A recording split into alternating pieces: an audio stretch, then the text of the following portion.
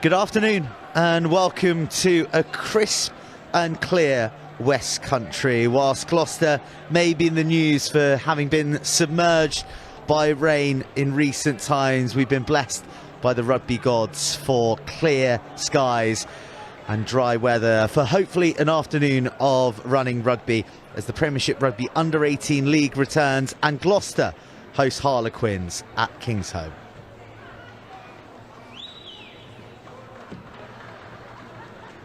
To be at Kingsholm, great for these lads to be running out at Kingsholm as an under 18-year-old. Extra added excitement to be wearing the jersey today here. It's pretty special. We talked about it all week, the emotive value that comes with playing at Kingsholm. 150 years Gloucester this year, first team, whether it's the women's, men's, any age group, first team to play at Kingsholm this year. It's always special, so they got added responsibility today.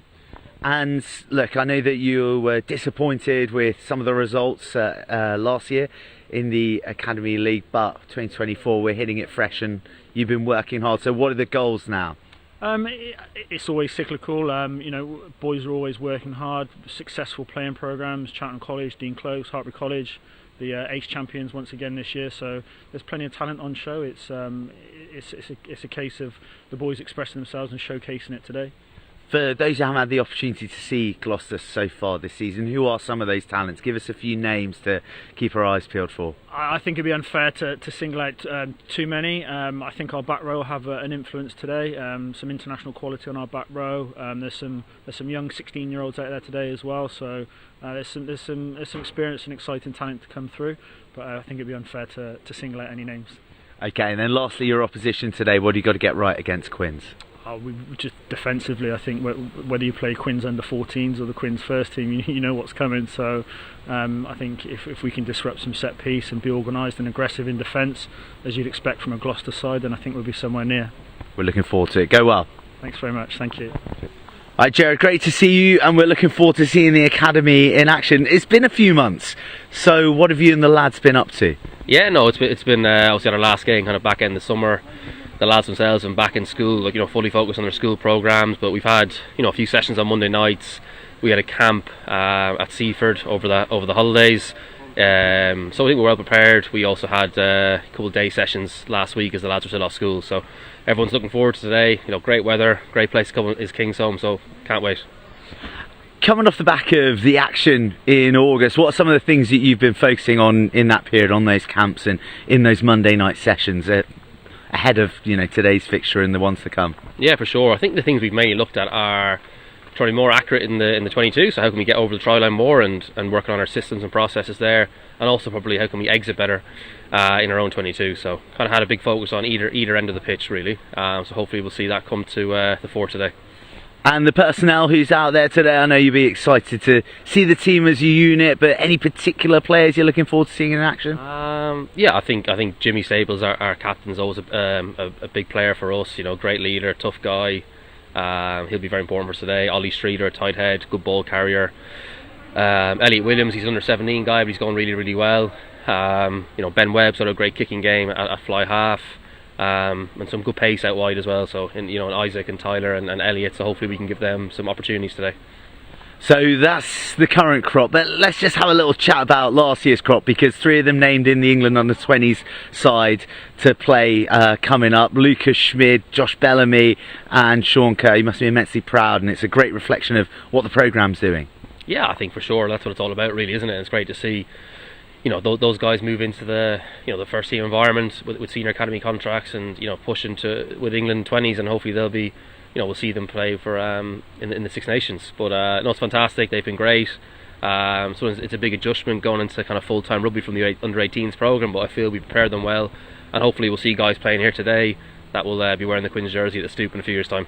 We look forward to seeing the next ones off the conveyor belt. Us also. Thank you very much.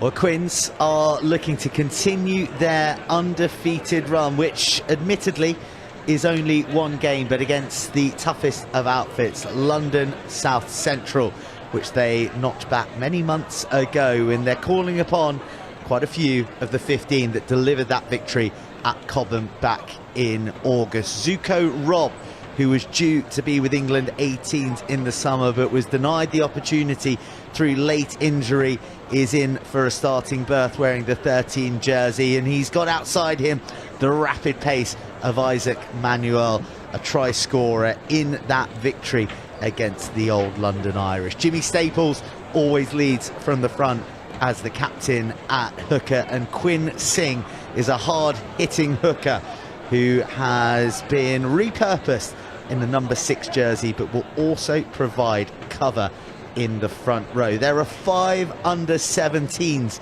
in this 23 today, a testament to the depth with which the Harlequins Academy are nurturing.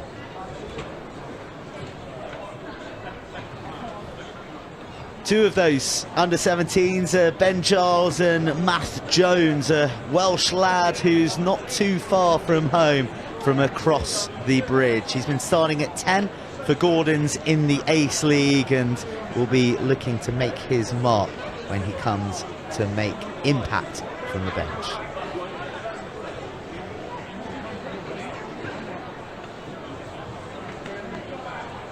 For the home side, Gloucester, they're looking to bounce back from a disappointing start to the campaign. A last play loss to London South Central denied them an opening round victory before West Country bragging rights were well and truly taken by the Bristol Bears. But they have try scorers in their midst. Rafe Campbell comes in with a hat-trick under his belt from their friendly against the Boys Club of Wales in December, and James Lilwall was one of the try scorers in that West Country clash.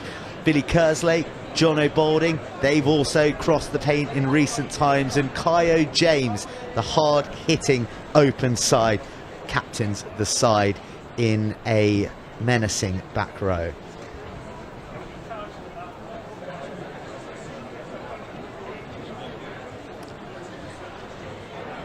Plenty of firepower from a full bench from Gloucester that includes 5 Hartbury College individuals. That is 5 of the 9 involved in the matchday 23. So plenty of club cohesion in their midst, ready to make their mark from the pine. Well, the decibels are rising nicely here at Kingsholm, and it's at Kingsholm that is free to enter today. So if you're tuning in anywhere around Gloucestershire and think you can make it in time, then we invite you down here to watch the finest academy action in the county, and the arrival of a Harlequins academy outfit that has some real quality and some real history. You heard there from head coach Gerard Mullen the successes: Lucas Schmid, Sean Kerr, Josh Bellamy, all 3 involved for England 20s in the upcoming Six Nations, one of the probably most exciting competitions of the Six Nations amongst the men, the women and the age grades. Gloucester have representation there too, and for these Gloucester lads, they stride out in their jerseys presented to them by senior club captain Lewis Ludlow, who's in and amongst the group today. He doesn't have an official role with the academy. When I was chatting to Matt Teague before the match, he just said he loves the club and he's here to inspire the next generation of Cherry and Whites.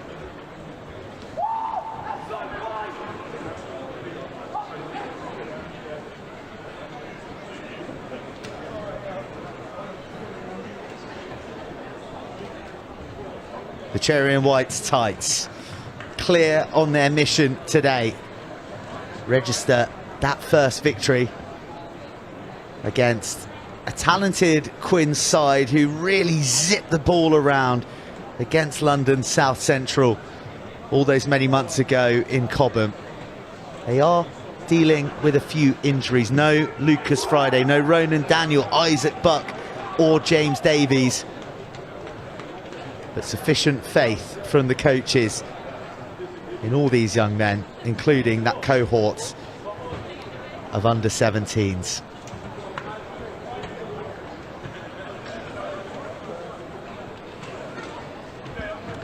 Ben Webb in the 10 jersey readies himself and kicks long, kicks high and kicks tight to the touchline. A really tricky one for Campbell to take, and does well spinning away from the touchline danger. A smart exit, perfectly placed. And Elliot Southworth, who studies at Hartbury, so we'll know all about what this West Country ground is about and what Gloucester represents. Just watches that one into touch. And we get our first sighting of the line-out set piece. Quins just bringing in a candidate late in the day, straight off the top. Well, that's Quinsing lurking just behind the shoulder of Webb. Very dynamic back row come hooker. And good patterns from Quins early, looking to flash down that right side, finding some room, finding some electricity and pump action fend as well. Explosive power, and Quins into the 22. Good line speed from Gloucester. Stymies the Quins attack momentarily and Sings back on the ball. Takes one, takes two, takes three red jerseys to meet him. Well, the hard line not taken on. And now Quins forwards lining up instead. It's Rory Minton. Round the corner they go. More work for Singh. But the turnover supreme from Gloucester. And a big moment already delivered by the captain, Kyo James.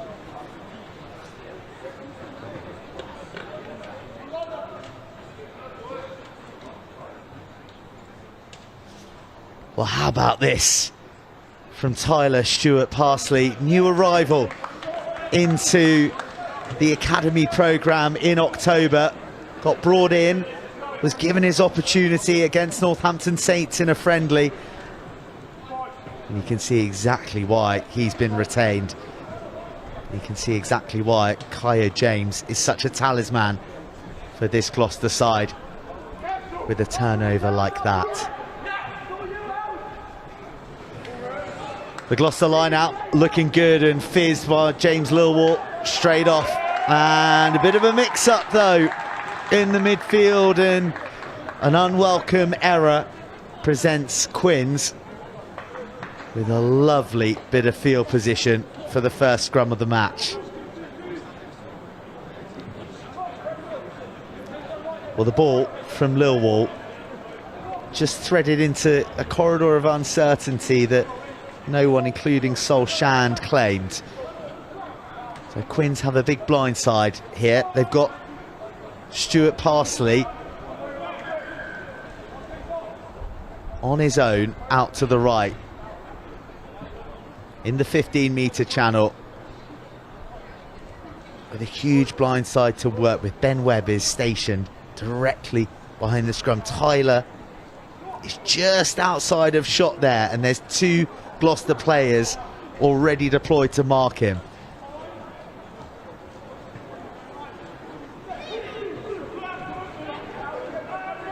And they do go to the right, but they don't find their way to Stewart-Parsley, but they do find their way to the doorstep of the 22. A little bit slow from Quins. The option was there to use the ball in a more timely manner. This time they zip it away. Good option to dart inside there from Minton, the Seaford College boy. And Ben Webb just directs the traffic to the right. Authoritative at fly half, and his scrum half, Morgan Parnell, goes for a little surge. Webb charged down, no one claims it, and well, fortunately for Quins, it was penalty advantage. Otherwise Ollie Allport would have been setting sail for the try line.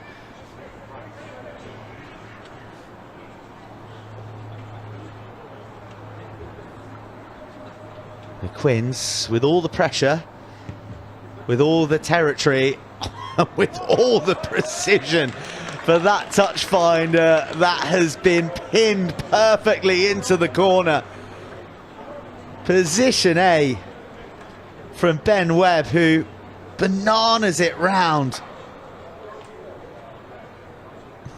inside the touch judge. So Quins 5 metres out.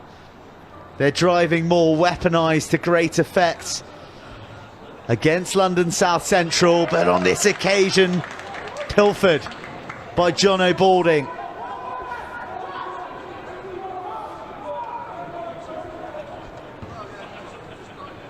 And James Lilwall makes absolutely certain of the clearance.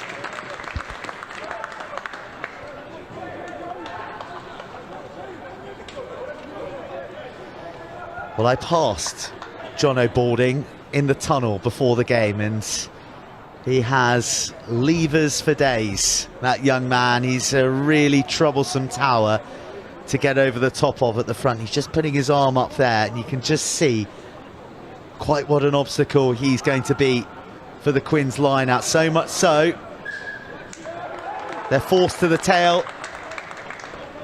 and the dart's not true enough, and a scrum to Gloucester.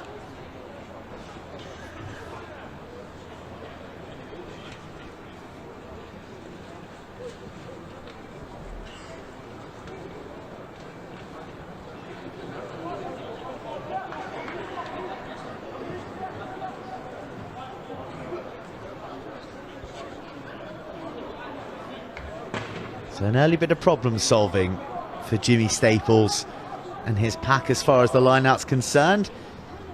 The scrum, it's a tussle. A lot of movement in there between the eights. Quins with a bit of a nudge.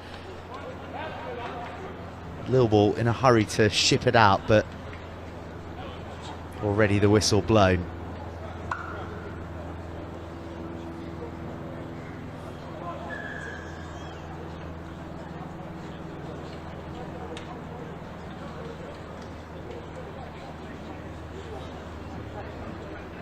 Just a bit of a pause in play for some attention to what appears to be a bloodied Quinn.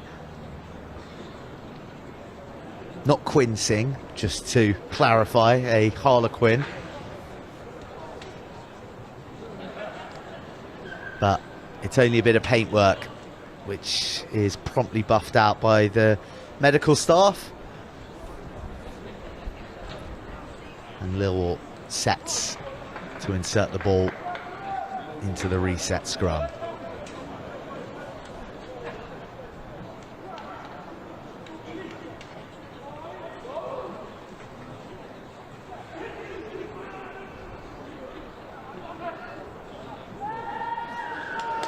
Well, the scrum moving in all manner of directions apart from forwards and back. It moves to the side, and illegally so. A penalty to the home side. And take 40. Puts a big left boot through it, but he pulls it round and bananas it away from the touchline. He will get a chance to put something more meaningful up. He goes high, he goes contestable, and invites his half-back partner to chase after it. He can't quite wrangle Parnell. He bursts through a few tackles. And there's Solshand doing what he's known for, the physicality, the confrontation. And Quins looking to get outside that 13 channel, but it's strong defence from Ollie Rendell. But not rolling away.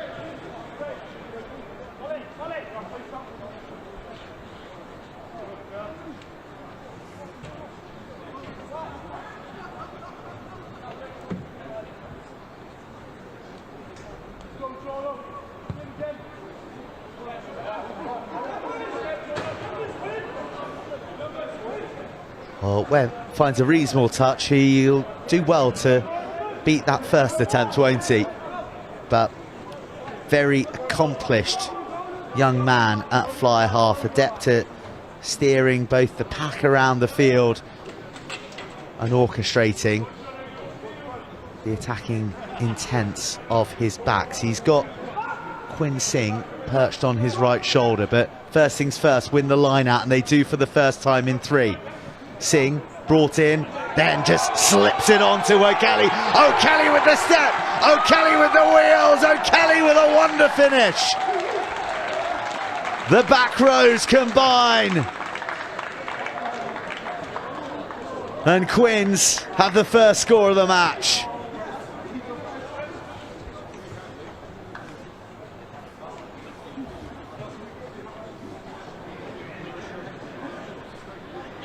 Well, finally, clean ball. And the prospect of Singh running hard seduced the defence. O'Kelly was steaming on at a wonderful angle.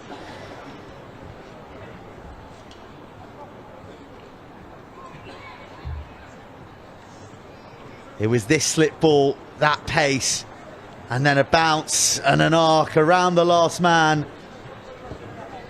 leaving Rafe Campbell for dead. And Quins and Webb with the simplest of conversions, and it's the visitors who lead 7 points to 0 with just over 10 minutes gone.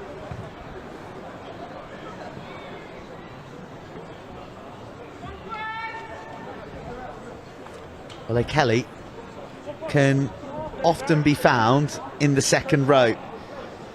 Quinn's opting to use him as a back row today for his physicality, because they know what Gloucester can bring. But really seeing some of the deftness and the speed and the softer stuff. As Quins are put right under pressure, with Isaac Manuel just about managed into touch, looking to get around his opposite man, and well, he can consider himself unlucky. He tried his absolute best to find the inside ball, but Campbell, maybe smarting from having been rounded by a back row, swinging him into touch. Up goes Balding, and off goes Allport, bringing in Campbell, who takes a nice line himself, and Gloucester to within 10. Forwards arrive, Jay Evans the man. Lil Wall feeding. Balding, off he goes again, tackled low around the ankles. But Lil Wall is impeded by Quins being offside. So just the response that Gloucester wanted. Is it points or is it the corner?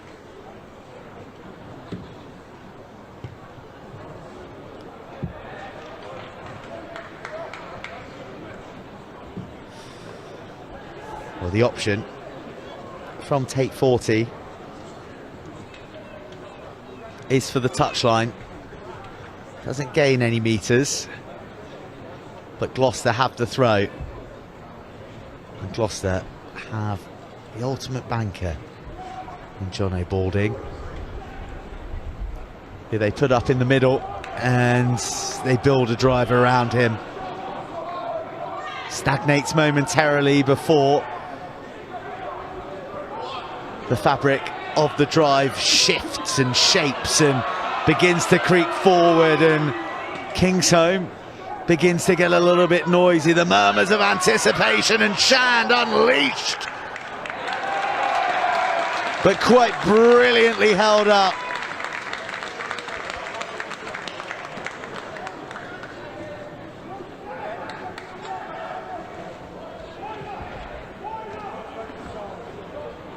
He went bursting through, and wow, he doesn't just score tries, he saves them as well. Jack O'Kelly, a huge few minutes for the Quins open side, and a huge carry from Kyo James. Shand, the man, just denied, and lovely fizz on the pass, and Gloucester hands came out to greet it. I'm not sure if they were the ones they were intended for, because if it got outside, that first man Gloucester were on.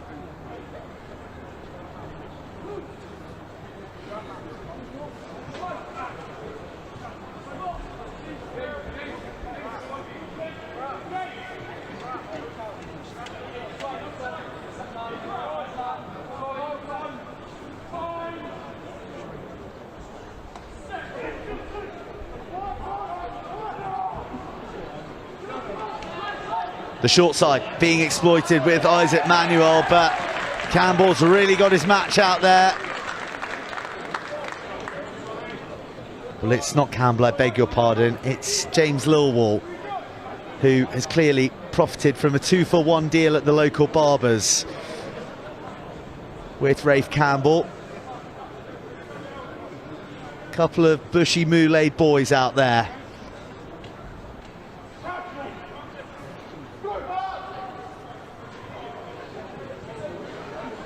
Kyo James skips out Campbell, finds Lilwall, who feeds Shand, and Shand barrels through for a few metres. Into the midfield, Gloucester go. Change of direction from Ruben Cummings. Just about into the 22. Lilwall looks for a big man once again. And Kelly's there, making a hit. Ferocious defence. Quinn's determined to keep Gloucester from breaking the 22. He might have a chance here, smuggled through to Walker, who came at pace. Lilwall sparks the speed again, but the next pass goes behind Campbell, and the opportunity lost by Gloucester.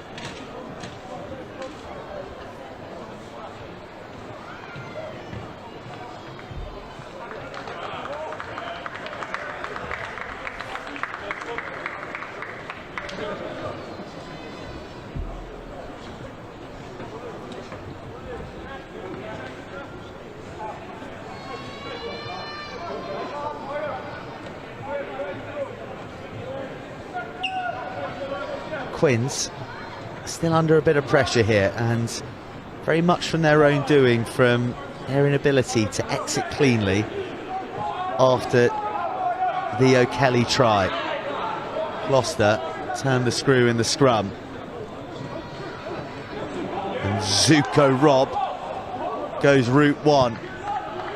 Parnell spots Campbell slightly out of position, but he gathers it well. Gathers it nicely and puts it on a dime into the corner. If that trickles out, it's a big 50-22 to Gloucester.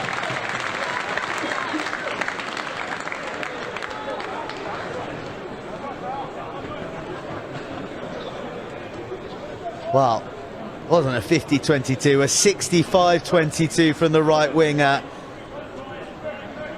Wonderful identification of space over Parnell. It required a big set of laces and a bit of good fortune on the bounce. But Gloucester have it in Balding's hands, and they're all set and ready to rumble forward again. Nice peel round to the left, and they win themselves a penalty. So, attacking with house money. Shan. Careers over one, takes two more Quins to bring him down.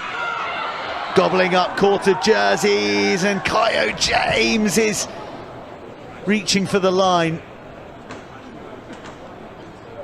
But another back row denied with the paint under their nose. The referee was right on the spot, wasn't he? Couldn't be better placed. Gloucester continue to exert pressure, but continue to be denied. They need to come away with points from this passage, which has been going on for nearly 10 minutes now.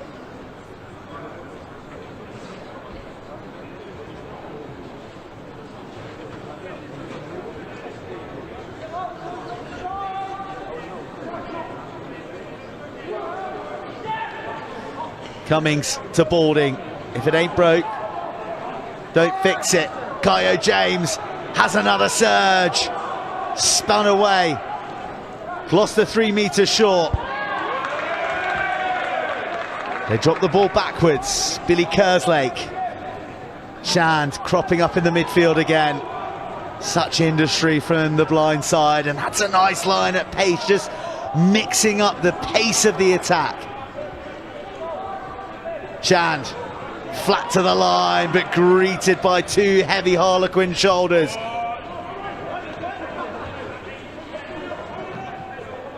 Lilwall just looking for an avenue, but can't find one again. Not enough sympathy on the pass, and spilt forward by Jack Hobson. Quins repel Gloucester again.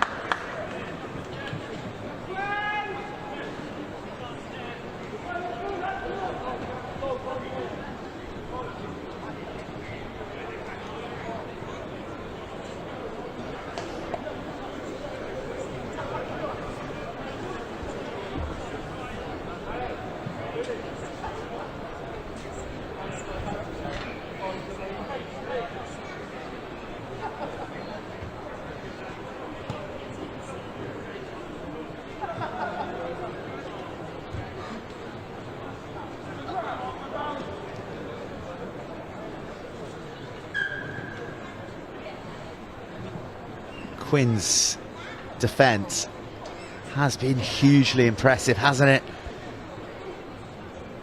Thus far, they've survived the sternest of examinations. You do wonder just how long can they survive under that scrutiny, hemmed back in their 22 for such a long time. Parnell to Rob. Same medicine dished out by the outside centre. Gloucester aren't for giving up easy meterage themselves.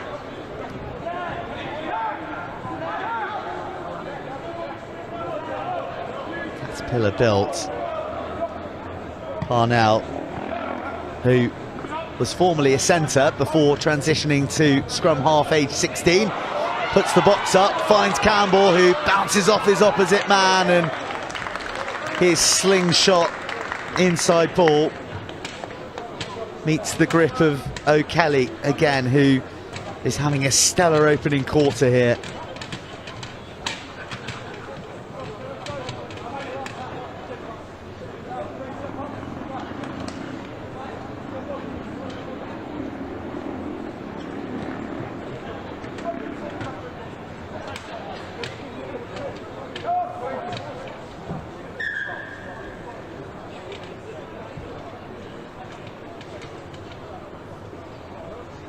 Jimmy Staples sent to the Quins back line, Boulding into the line and lets one slip from his grip uncharacteristically, and Quinn Singh hoovers up the crumbs and makes a few metres out of it as well. Immediately Parnell looks for green grass behind Campbell, but he doesn't find any.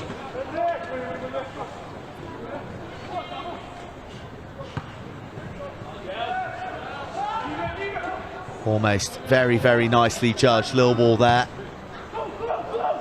And Woody Walker sends one high and contestable and collects it himself. But there's escorting and there's obstruction. It's a fine line that rugby players flirt with, but on this occasion, flirted with too much. There he is. Well, it's a marginal move, but maybe the theatrical arms in the air from Billy Kerslake gave the game up.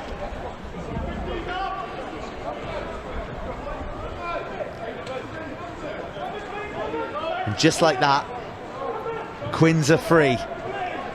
A penalty to send them up to Gloucester's 22. What a wounder this would be for the home side if Quins were to find a way to garner some points from this slender time in the Gloucester half. In comes Rob, who uses Allport as a speed bump.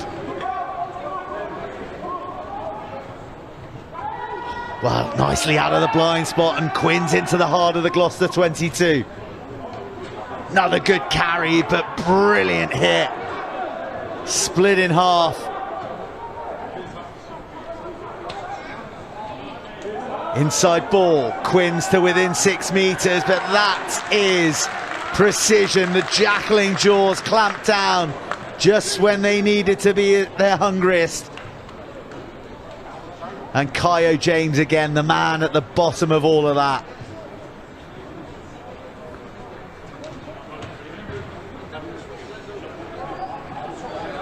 Touch missed. A chance for Quins. Gloucester disorganised. They need to get their defensive line sorted as they look fractured. They just about managed to get their ducks in a row.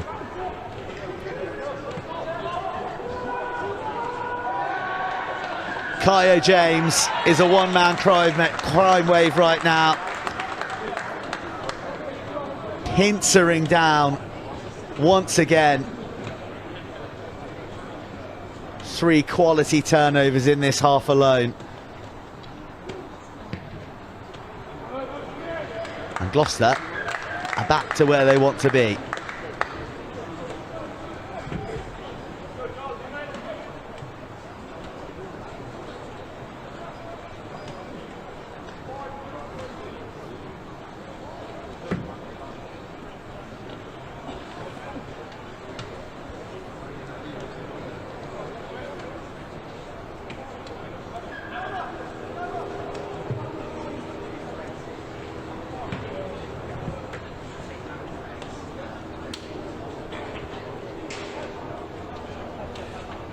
So Ben Giles has just strode onto the field, wearing 20, stationed himself in the inside centre channel for Quins. He won't have to do any defending because it's a messy line out, but it's one that at the end of all that yields a scrum to Gloucester.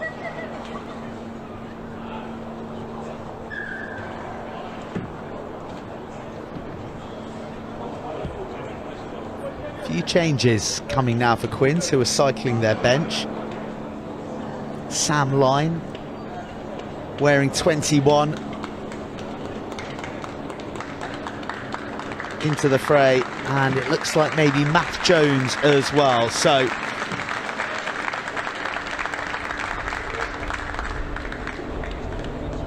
Ben Webb and Morgan Parnell make way for a fresh half-back pairing.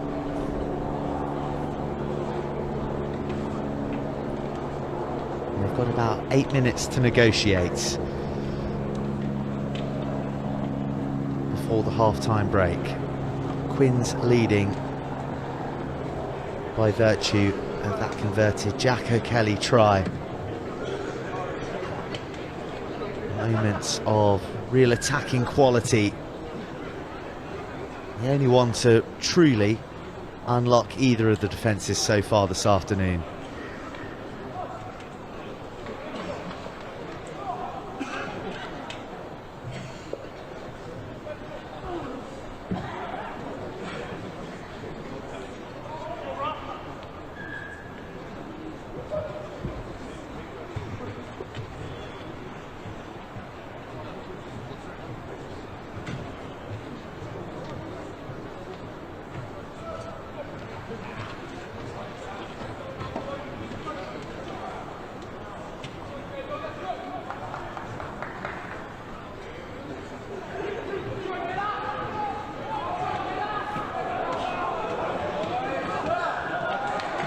Well, the scrum literally splits into 2 pieces, but Quins are not driving straight, so again penalised with a penalty,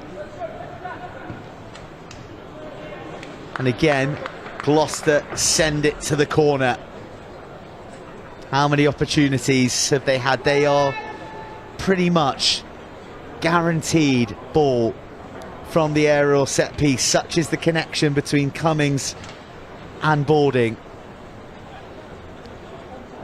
It's a question of whether they can convert it.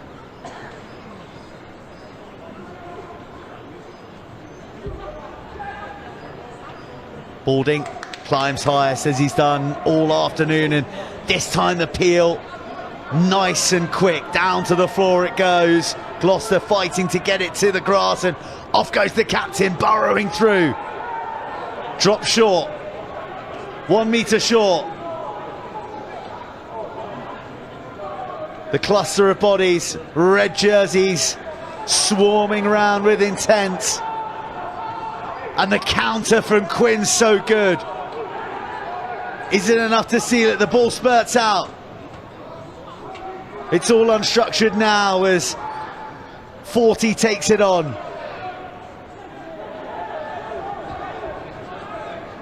James pumps the pistons. Again, he's short. Over the top this time, and that's the answer. They couldn't go through, they couldn't go around, but over the top they go. And Jay Evans finally breaks the Quins' defensive resolve.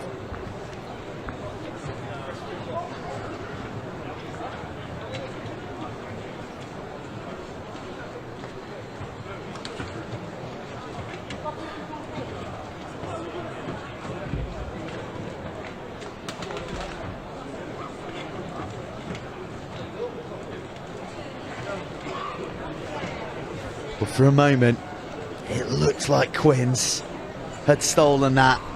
40 hoovered up the mess.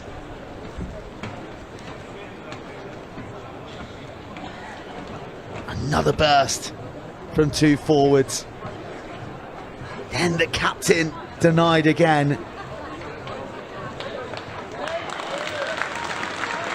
Before Jay Evans planted it down and presented the simplest of conversion opportunities, and Gloucester finally rewarded for all their possession, all their territory.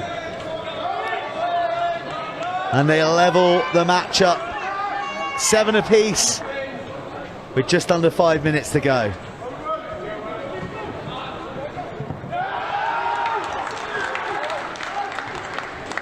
Quins go out on the full, so more possession for Gloucester. Buoyed by the try, the reward for all their endeavour.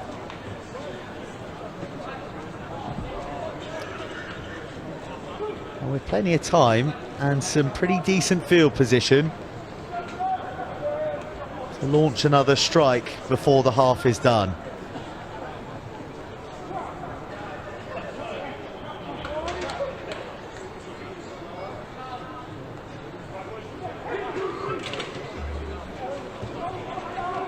James Lilwall of Sir Thomas Richards getting it in and setting Ollie Allport off. Oh, who continues to take off, blasting opposition into orbit. Woody Walker into the line, Lilwall burrowing, looking for Shand, who's always looking for work. Quins fast off the line, 40 steps inside as the options get closed off. Out the back this time, Woody Walker, lovely pass to Boarding, who injects himself and invites Cummings to motor Gloucester into the 22. Again, soft hands from Shan, once more out the back. Bit bereft of options further wide, so taking it on was the right call there. James. Lilwall. Walker to Campbell, tackled low, does well to stay in field. Shand will carry. Oh, Shand will missile his way forward. Then goes Allport. It all started with his carry off the base. Then James. The wind in these Gloucester sails. Their back row working so hard.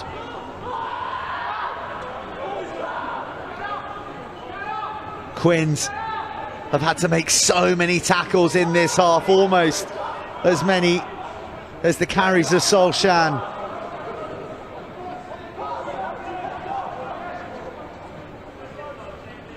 Still, they wrap to the left. Still, they look for an opening. Woody Walker weaves through a couple of tackles, and Gloucester are 3 metres shy.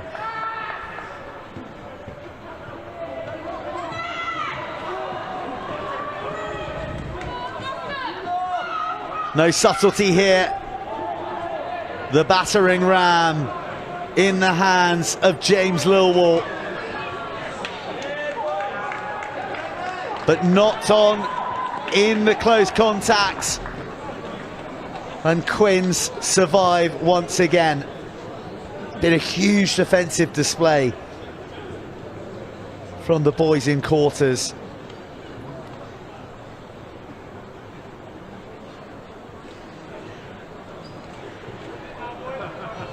And that counter ruck as well. Unfortunately, there's no Premiership VAR because I'm not sure about that slide tackle at the end.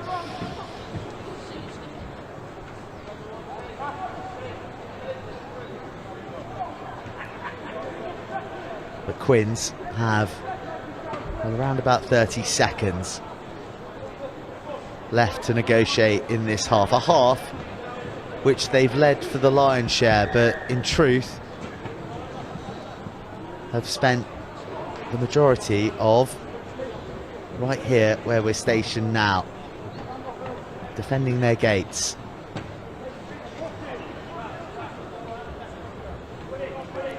So while I'm sure the message will be to get more time on the ball, there'll be a lot of pride in the manner in which they've held firm. Only one try conceded and took 30 minutes for that to come. But hassled and harried too early, too exuberantly.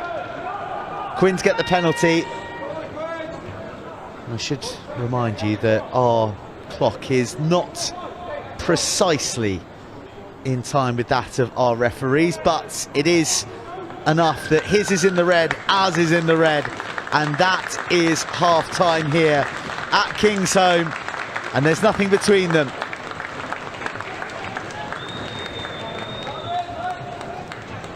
A try apiece for these respective under-18 Academy Premiership sides. Both converted, and with the teams heading to the sheds at half-time here at Kingsholm. It's Gloucester 7, Harlequins 7.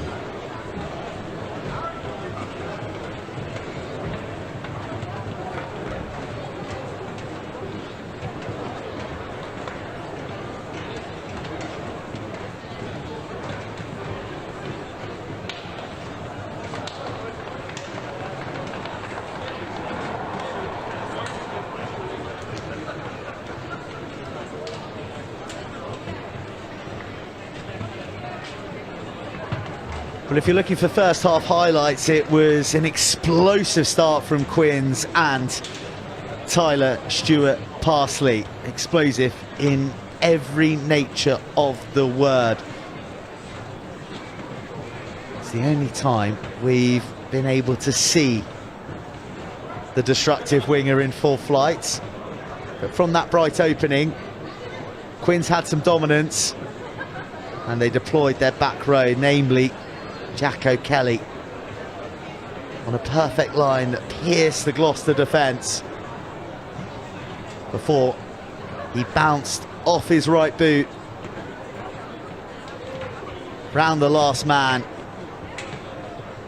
and had the pace to burn the defence and finish smartly underneath the uprights. That, though, was about as good as it got for Quins because they were in all-out defensive mode for the rest of the half. Jack O'Kelly, no sooner had he scored, was he preserving the Quins try line. Some fine moments interspersed between it all, including that sensational 50-22 from Rafe Campbell. And Gloucester continued to batter at the Quins try line. their back row with real menace out there, and the captain, Kyo James, prominent throughout, but not prominent enough to find himself undenied. James was involved heavily in the next passage, one that saw Quinn scrapping and almost turning the ball over through their counter-rucking efforts.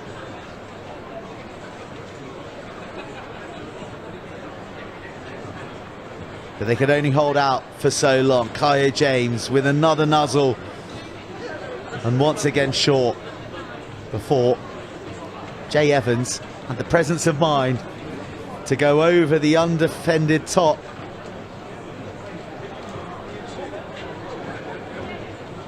And the conversion levelled up the match. A fabulous break from the base of the scrum from Ollie Allport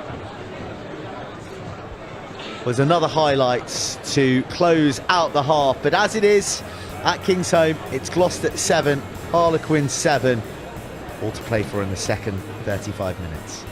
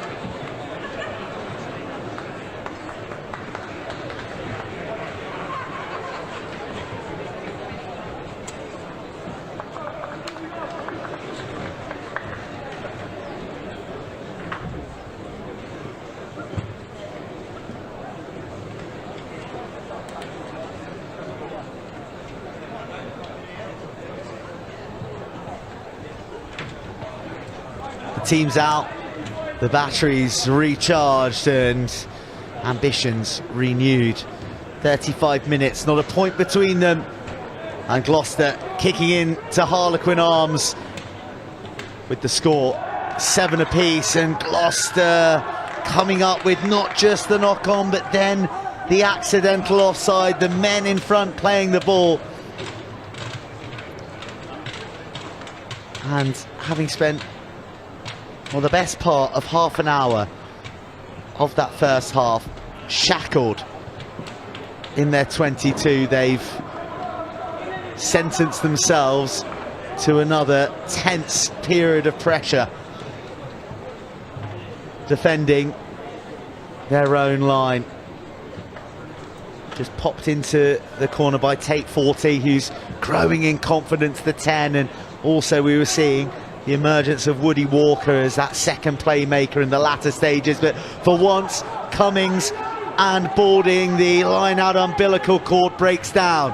O'Kelly first to respond. Quins looking for the edge. Quins with pace with Tyler Stewart-Parsley, who we've already seen a glimpse of explode into tackles, but he's picked up and frog marched across the touchline by Kyo James,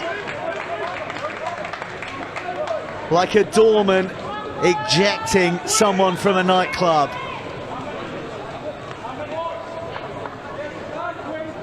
Stewart-Parsley, his first touch in the first half left Gloucester players scrambling on the floor, but on this occasion Kyo James taking matters into his own hands. Shan, so industrious, so purposeful in the way that he moves. And Stewart-Parsley spun on his heels. Got red jerseys around him, including Lewis Callow. He does well, the Quinn. Buys enough time for his support to arrive, and then a big shot comes in from Alex Bosworth. Callow in the action again. Cummings sniffing around for the jackal.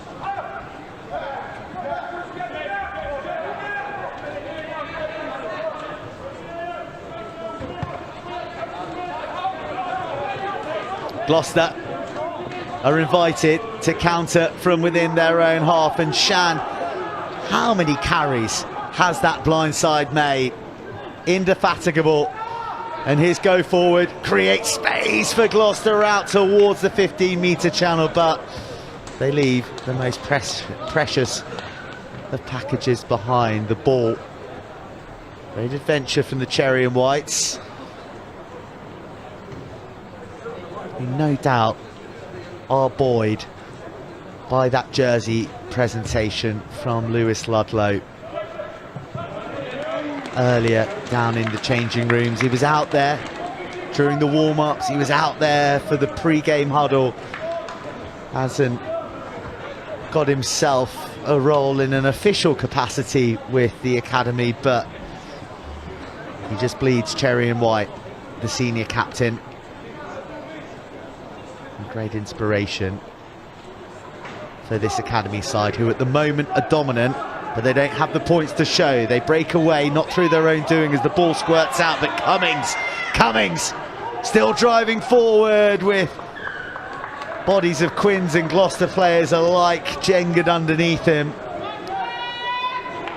And Gloucester, for a third time, are held up over the Harlequins line.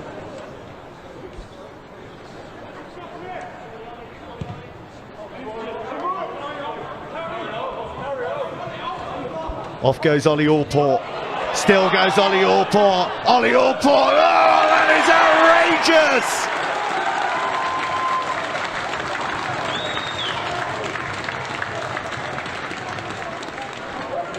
A wrecking ball masterpiece of a try, with pace, poise and power all the way into the left-hand corner of Kingsholm.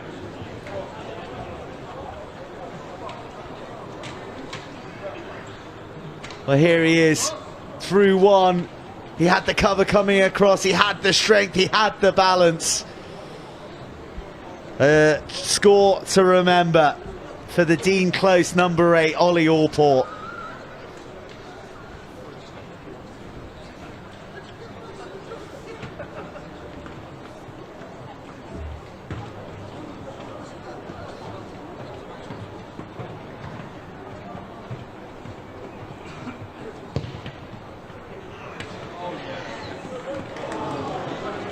And almost the conversion to match, but Gloucester will settle for the 5-pointer. And absolutely deserving of their lead. Ollie Allport, we saw a glimpse of him in full flight in the dying embers of that first half, off the base of the scrum. But that was him at his very best.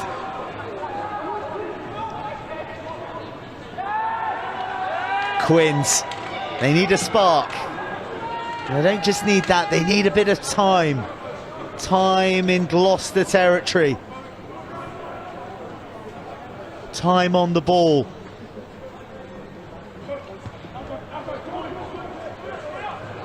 And they should get some here.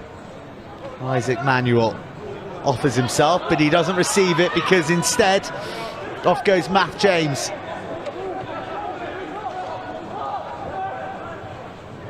Best field position so far for Quins. Jones almost throws an interception and instead it's dropped by Ben Webb, just dying on his laces. And from the scrappiness that follows, the referee just says, let's bring it back for the scrum. But lovely little look at Matt Jones there. Very smart young player. Opened up for him, and well, had it been anyone other than Kyo James, you'd suspect that that sidestep may have evaded the tackler in front of him. That next offering, a little suboptimal.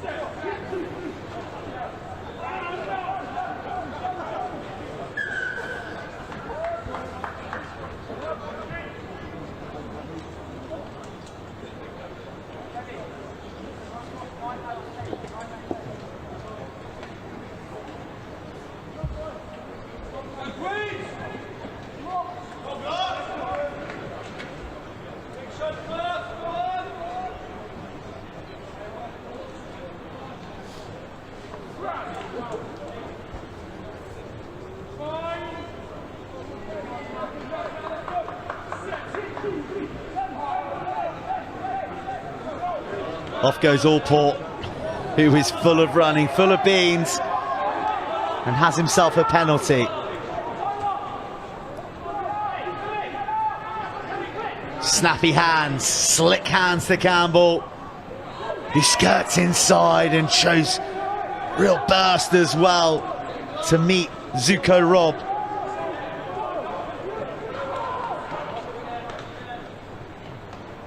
Allport, all action.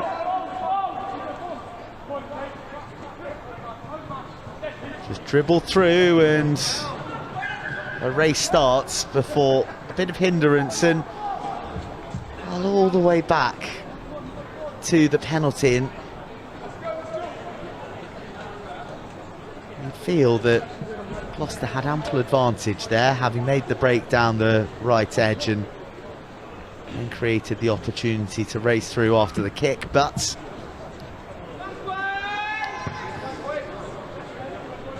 they get the penalty and they send themselves up to pretty much the same spot, although they will have the throw-in.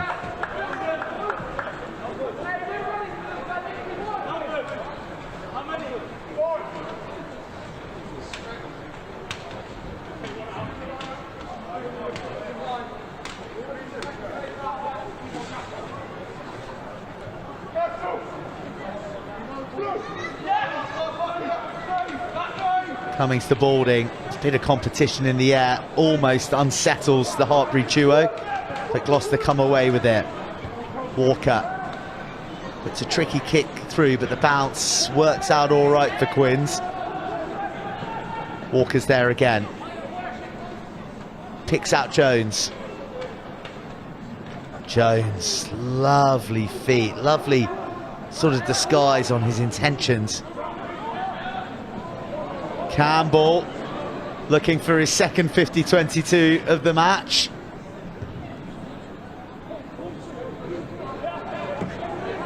Walker, wow, that looked forward. He's gotten away with that, and Gloucester may have gotten away with even more. Another 50-22 to the Cherry and Whites. Wasn't the best kick, but undefended grass. You allow it to bounce, especially on one of these 4G pitches, you are liable to get a bit of roll. And Woody Walker collects it. I'll ask you to be the judge of this one. No comments from up here.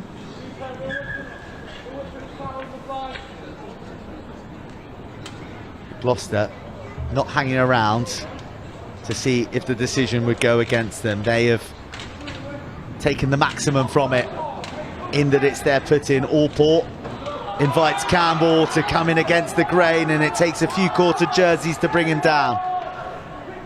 Shand apprehended in the middle before the try scorer is seized upon. Jay Evans brought down by 3 Quins.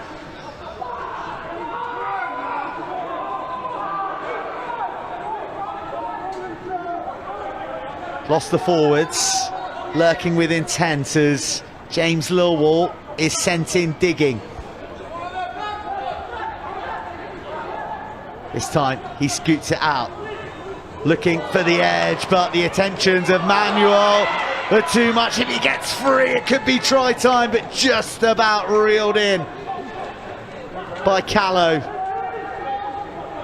You just heard the energy rise from the travelling support the moment that Isaac Manuel got on the ball there. And from all that, it's off a Gloucester body. Well, no, it's off a Quins player, and it will be Gloucester ball by the looks of things.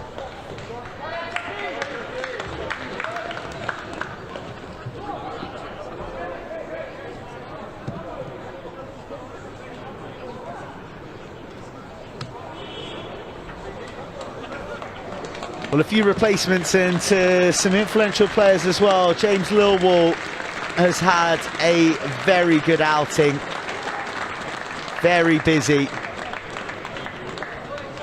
His replacement receives the ball off the top, and of course the ball makes its way out to the blind side. That's a nice show and a look inside, but the final ball picked off by a Quinn.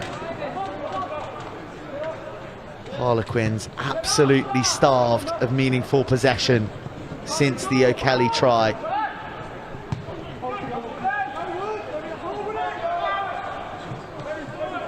They're left behind, and Woody Walker is first to it. Just a look from Callow to the blind side, but no one was there to help him.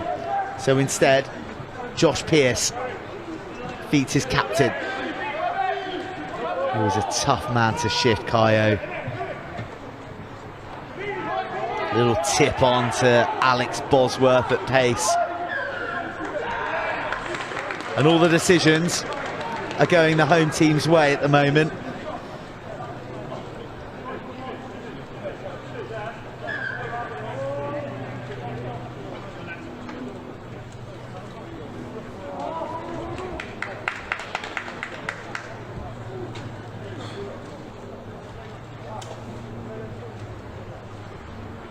So some time to pause, some time to stop the clock, and some time for Alex Bosworth to just collect himself, and for us to reflect on just shy of 50 minutes that may have only delivered 3 tries, but has felt like relentless action. And the prevailing winds of confidence and dominance really travelling only in one direction, from red onto Quartered Shores. Gloucester so dominant in attack, so dominant in their possession, but you absolutely must applaud the Quins' defensive efforts. Fortunately, we don't carry live stats on the games, but you'd venture that Quins are at least twice as many tackles as Gloucester, if not 3 times. You heard before the game that Matt Teague felt that his back row would have a big say in the outcome, and right there in the heart of it is Kyo James, the captain, who alongside Sol Shand have done the nitty-gritty, they've done the unglamorous stuff, and they've allowed Ollie Allport to increasingly thrive in the 8 jersey, crescendoed by that quite marvellous solo score down the left flank.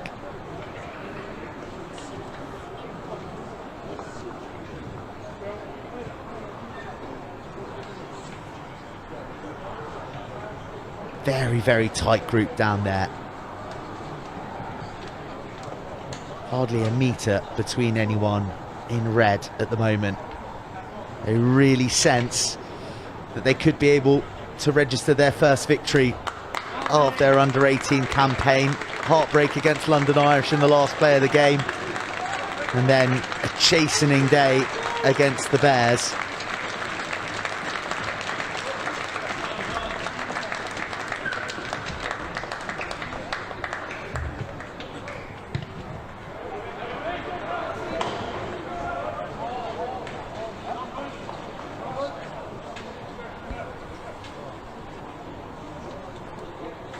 Well, Gloucester do as they've done many, many times already this afternoon. They put boot to ball from the penalty, and they put themselves into a potentially fruitious launch spot.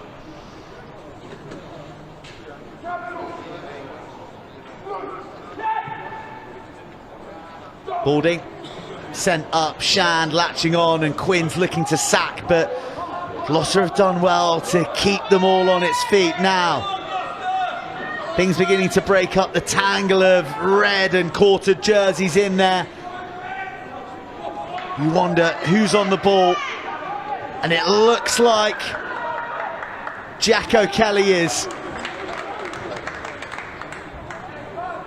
Well, he'd managed to latch on to Reuben Cummings in there as the ball went to ground, but an illegal entry already spotted by the referee means another penalty and another journey to the corner.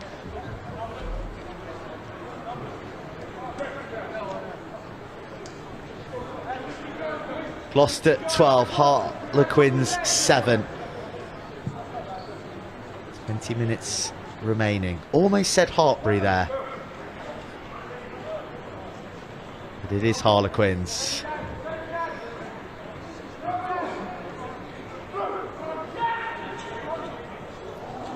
Well, slips through Balding's hand, but Ellis Allen is the first to respond. Quins steady themselves for another defensive set. 64 of them already in the match.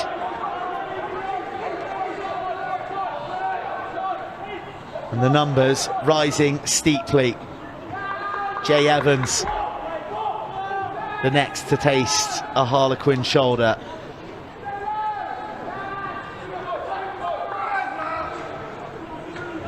Well, the run was offered by Billy Benson, and then he had to stutter and he lost his momentum, and from the resulting carry, he's been turned over. Quins, what do they do from here? Well, their adventure hasn't been remotely quelled, and they tap and they go, and well, that's tough.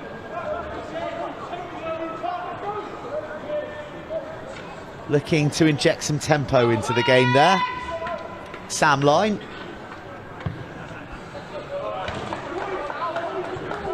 And taken back by the referee, but Quins are out of their 22. They've got a line out.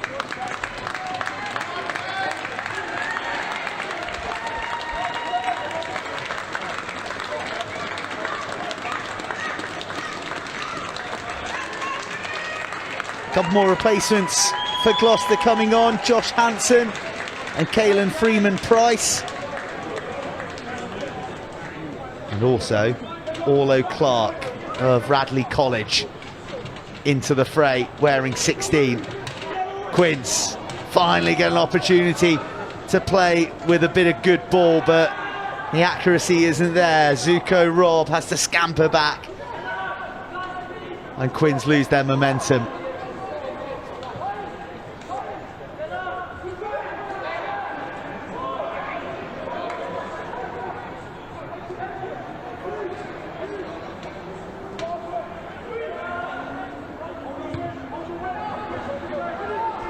Nice spiral clearance from Ben Webb. Out to Lewis Callow for Gloucester, who surveys the scene. Oh, and he's forklifted back across the halfway line. Big carry from Ellis Allen, riding over the challenge of Milo Rayner Parkin.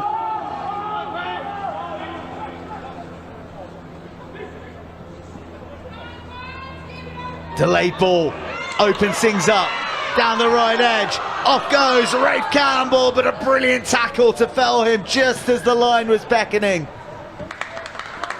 Outstanding defence once again from Quins.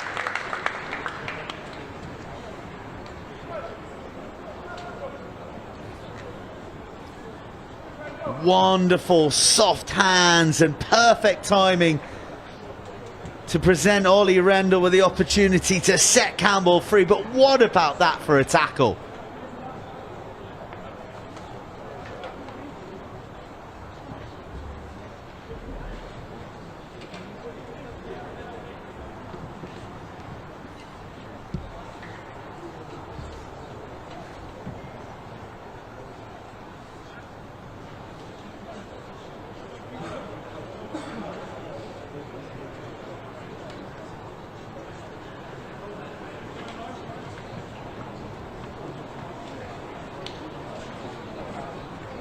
An injury concern to a Quinn, and it's remarkable really. It's the only bit of attention that I can remember for any of the Harlequins players, and you think about the punishment that they've taken, the number of tackles that they've been forced to make. Impressive durability from these young men. A reminder that there's 5 under 17-year-olds in the ranks, so 16 years old and some not long 17. Engaging in an afternoon of quite beautiful brutality, if you don't mind me saying, between two fated clubs of English rugby. Manuel wraps himself around the corner, then skips around the outside. Backdoor boogie. Here come Quins. Zuko Robb opens things up with a kick and invites Elliot Southworth to pin his ears back. Well, dropping down is take 40, and unfortunately for Southworth, he dropped down too. Have to let the player get back up. You can't just fall on him, but Isaac Manuel, he always looks so hungry.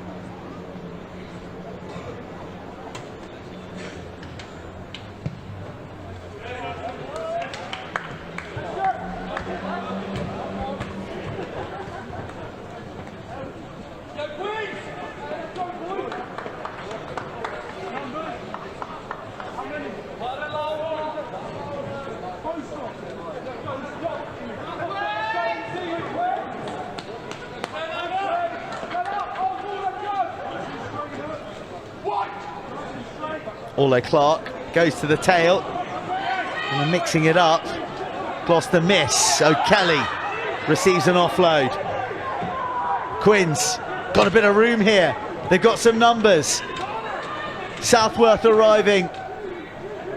And into the 22. Big carry. Pierces the Gloucester line. This is good from Quins, the best they've been all half. Shuddering hit from Freeman Price.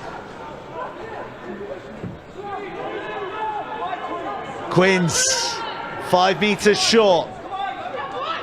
Another good tackle coming in, but still Quins chew through the metres. A late arrival from Elliot Williams. Quins look to punch through the middle. They're so close. They've got all the numbers on the left, but still they burrow close. Congested with all the jerseys and the post. And the try awarded. Quins are level.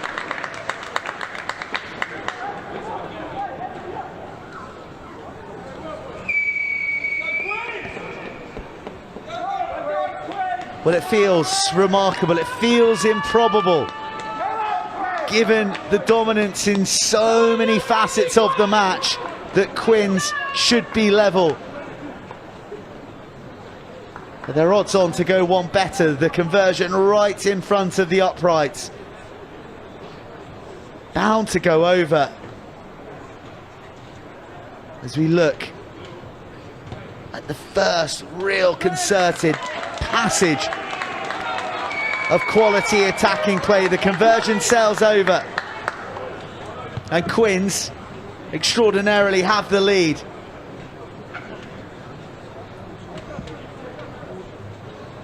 Metre by metre, inch by inch.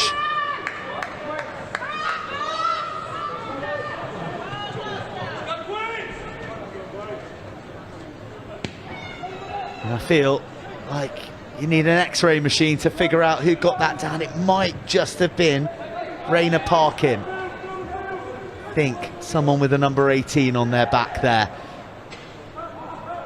So Gloucester 12, Harlequins 14. Approaching the hour mark.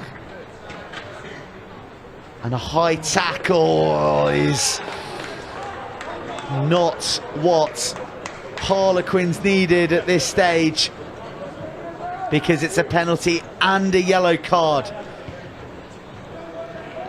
Quins will see out the lion's share of this match, with just 14 men to go.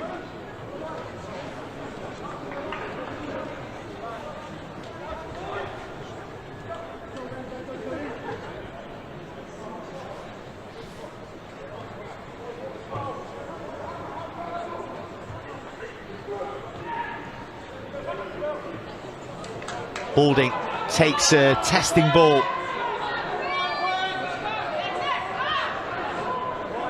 The initial shunt back from Quins, and then the roll and the fracture, and the referee's arm out in favour of Gloucester, so they'll attack knowing they've got a penalty in their back pocket. Harry Tovey goes direct before the kick to nothing does just that, comes to nothing. Well, we're heading back to the corner for a maul indiscretion. Here's a look at that yellow card.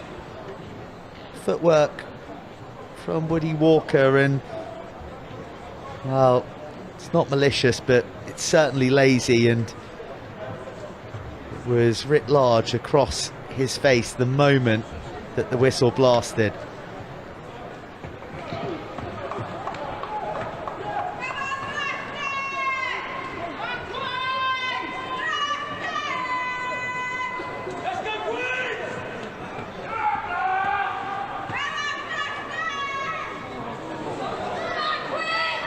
Overthrow. Quins come away with the ball, and lovely little pop inside to Emmanuel. But he's stripped by Callow. And there's real noise in the home of Gloucester Rugby, Kingsholm now. Nice little transfer out the back. numbers here if Gloucester can traitor. Woody Walker takes it on himself.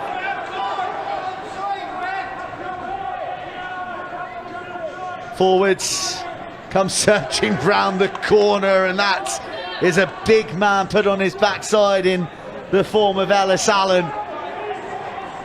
Shuddering hits from Quins, who continue to work so hard. A hint of obstruction there, and that's a brilliant pass under immense pressure. Callow skips round O'Kelly, can't escape the clutches of the next defender.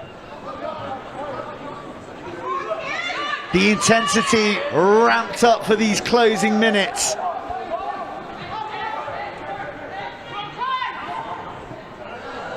Well, it's a pass to no one when there was loads of opportunity, but Woody Walker's done so well. One last pass, gathered exquisitely, miraculously by Rafe Campbell, and Gloucester have a score to take them into the lead.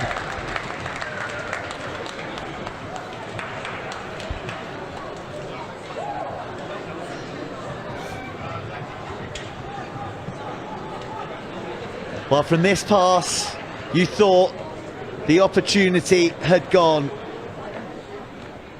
But Walker, who's been becoming increasingly prominent, found a way. I mean, he stretched every last inch of the extremities of Campbell.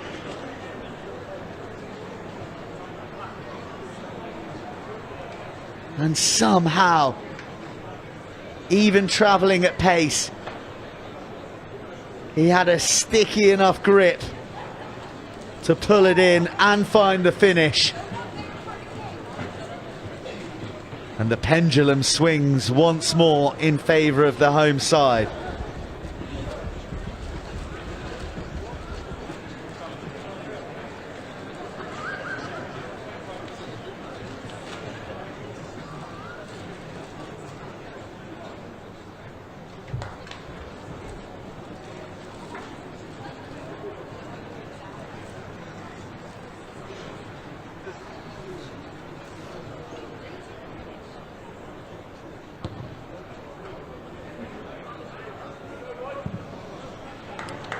A decent attempt from the conversion, but no points to add. 3 points the difference, and 6.5 minutes to go.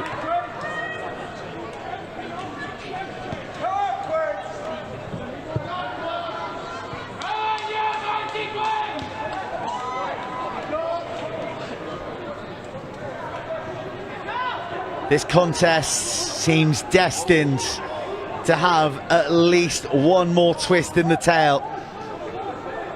This fixture rather making up an unofficial trilogy between these sides over the festive and New Year period. The two great clubs met at Twickenham for the big game.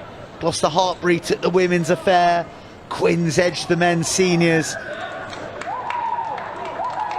And here, the academy sides giving every last drop of sweat and endeavour here for under 18 bragging rights. Quins missed touch.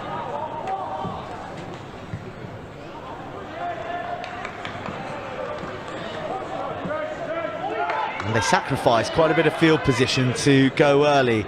Southworth did look outside for the pass. If he got it away, there were quartered jerseys. Instead, Quins are just about across the halfway line. Then they get up and go without releasing. Ollie Allport with the tackle.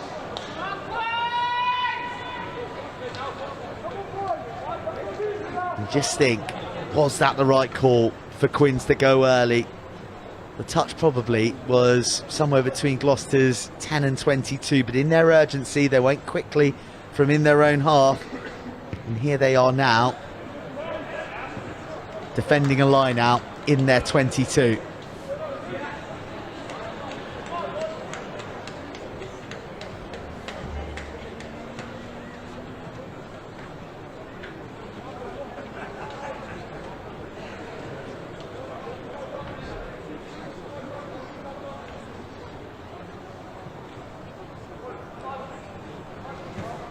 Quins, remember,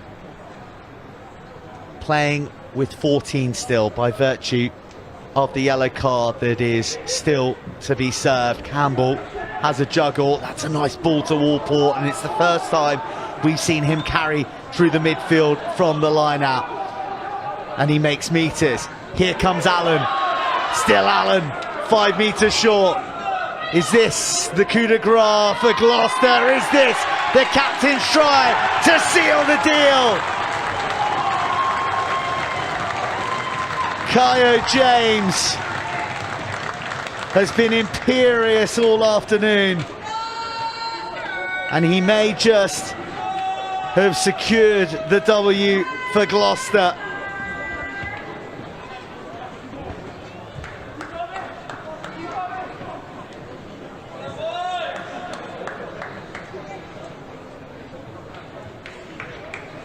An immense carry from Ellis Allen to fracture the Quins' defence, and then the speed of Recycle, and then the desire of Kyo James. This is the key carry. 1, 2, and a few more metres to boot. The quick clear, the pounce from James, and the wrestle to the line, and the conversion to boot.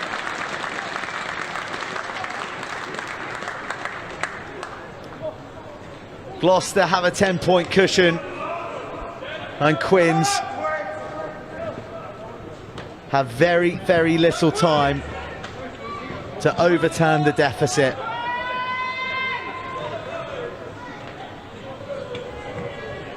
Restore to the full complement as the sin bin is served.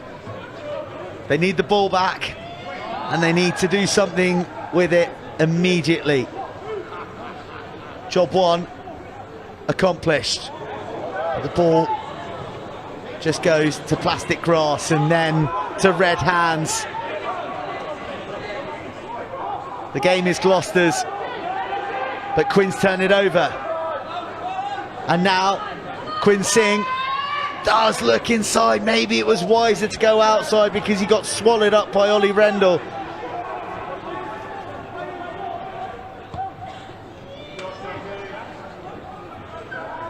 Straight out. Approaching the final 60 seconds, according to our clock, remember. There is a bit of leeway between our timepiece and that of the referees.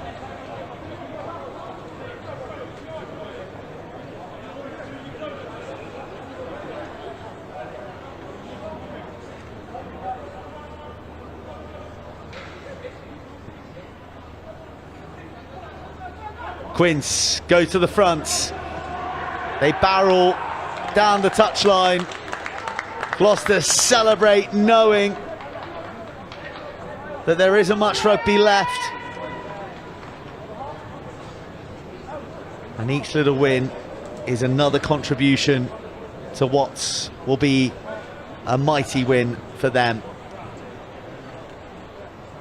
Quins have showed immense character throughout this game. They have showed impressive defensive desire. They've shown an absolute refusal at times to be broken. But unfortunately, the weight of attack, the weight of relentless attack from Gloucester has in the end told. But is there a chance here still for a losing bonus point? No try bonus point available, having scored just the 2. But Quins would certainly be worthy of something to take back along the M4 to West London. Kelly, who started the scoring. Stuart Parsley with one final error. And victory for Gloucester at Kingsholm on their big occasion here at the home of Gloucester Rugby in the year that they celebrate 150 years. A bonus point to boot, inspired by their imperious back row for Quinn's disappointment as their undefeated record goes. But it doesn't go without a fight. Incredible application, incredible dedication to their defence throughout, and still with the quality to cross the Gloucester whitewash on 2 occasions. But full time at Kingsholm, it is Gloucester 24, Harlequins 14.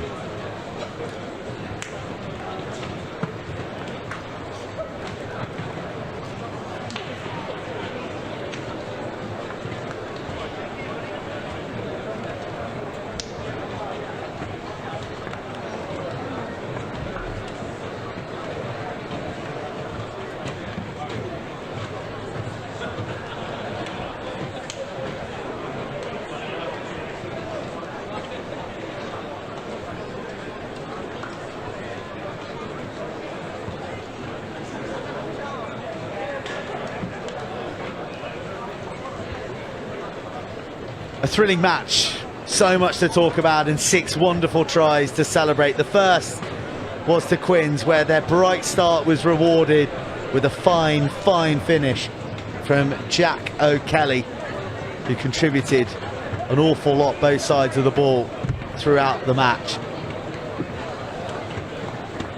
Gloucester were made to toil. They battered away at the Harlequins line relentlessly. They were held up on occasions, but eventually Jay Evans had the presence of mind to use his large frame to reach over the top of the breakdown and plant the ball down. This was a worldie. This is one you will see a few more times on social media. Ollie Allport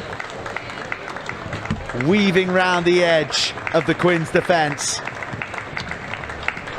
for a brilliant score, and Gloucester continued their dominance for the entirety of the half. The Quins, they still found a way to fight back. They found a way to draw level, and from the conversion from this try that was scored through sheer will, they took the lead and led 14-12.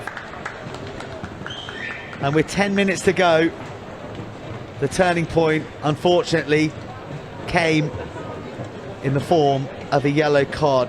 Harlequins reduced to 14, and it seemed to give Gloucester just enough edge to go on and win the match. You thought this opportunity may have gone begging with the errant pass, but smart feet from Woody Walker and the stickiest of fingers from Rafe Campbell meant that Gloucester led. And then, with the game still in the balance in the dying embers of the match, a big bullocking carry from Ellis Allen gave Gloucester the impetus, and Kyo James, the captain, the opportunity to seal the match and hand Gloucester a famous victory on the Kingsholm pitch against old rivals Harlequins. Plenty of positives to take from that group and from those coaches. They're going to learn so much. The under-17s will follow here at Kingsholm, but for us here on the stream for today, we thank you for joining us, and we will see you again next time for Premiership Rugby Under-18 League action. But it's full time at Kingsholm. Gloucester victorious 24-14 against Harlequins.